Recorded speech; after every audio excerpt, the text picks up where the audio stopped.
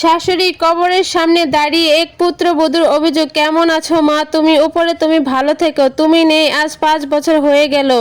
লোকে বলে মৃত মানুষের বিরুদ্ধে কোনো অভিযোগ করতে নেই বা মনেও আনতে নেই, কিন্তু তোমার প্রতি আমার এক আকাশ অভিযোগ। সেগুলো কোথাও প্রকাশ করতে না পেরে মনের মধ্যে ঘুমড়ে ঘুমড়ে শেষ হয়ে যাচ্ছি আমি।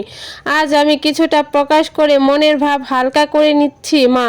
আমার সেই অপরাধে তুমি আমাকে ক্ষমা করো।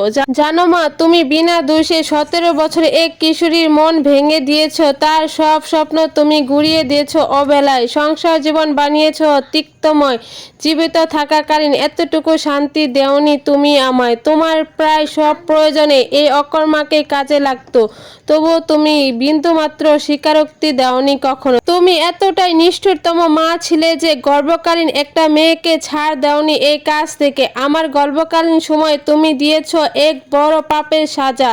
তুমি তোমার সকল রাগ উগরে নিয়েছিলে আমার উপর, আর তোমার ছেলে ছিল যা এখনো মনে করলে আমার রুহ কেঁপে ওঠে। সেই কালো অতীতের কথা আমি ইহজন্মে কখনোই ভুলতে পারবো না। জানো মা, আমি তোমার ভালোবাসা পাওয়ার জন্য ব্যাকুল ছিলাম, কারণ তোমার ভালোবাসা পেলেই বুঝি তোমার ছেলের ভালোবাসা পাবো, এটা সবসময় আমার মাথায় ঘুরতো। কিন্তু হায় আফসোস, তোমার ভালোবাসা পাওয়া আমার কাছে শিয়ালের আঙুল ফলি হয়ে রইল। তুমি খুব ভাগ্য করে একটা ছেলে পেয়েছো, আর তার মনে আমার প্রতি এতটুকু ভালোবাসা জন্ম নেয়নি। যদি তোমার ভালোবাসায় কম পড়ে, তাই তো আমিও তাকে আমার স্বামী না বলে তোমার ছেলে বলে সম্বোধন করলাম। আমি মনে করি সে মেরুদণ্ডহীন একজন কাপুরুষ।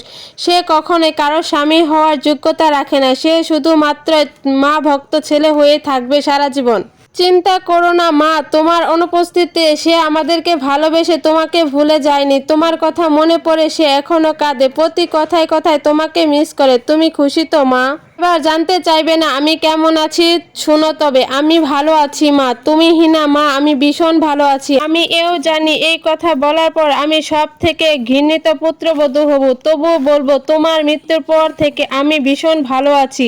তোমার মৃত্যুর কয়েকদিন পর আমি জবটা ছেড়ে দিছি। তুমি চলে যাওয়ার বছর কয়েক পর আমার এক ছেলে সন্তান হয়েছে। সব থেকে অবাক করা একটা বিষয় কি জানো? আমার ছেলে কিছুটা দেখতে তোমার মতন হয়েছে।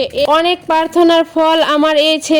আমি প্রতিদিন এই ছেলের জন্য সৃষ্টিকর্তার কাছে মাথা ঠুকেছি। কারণ কি জানো মা, ছেলেকে মানুষের মতন মানুষ করব, তাকে অন্ধভক্ত বানাবো না। তাকে ঠিককে ঠিক আর ভুলকে ভুল বলতে শিখাবো।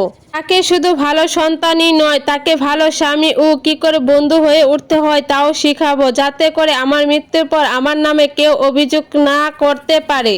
আমি আমার সন্তানদের আদর্শ মানুষ হিসাবে গড়ে তুলতে পারি, এই জন্য আমাকে দোয়া করো মা, আর আমার উদ্দেশ্যে সফল হতে পারি। সব শেষে এটাই বলবো, তুমি ভালো থেকো, আমার কথা চিন্তা করো না। তুমি হিনা মা, আমি খুবই ভালো থাকবো। আর এখন জানো মা, আমার আর দম বন্ধ হয়ে শ্বাসকষ্ট হয় না।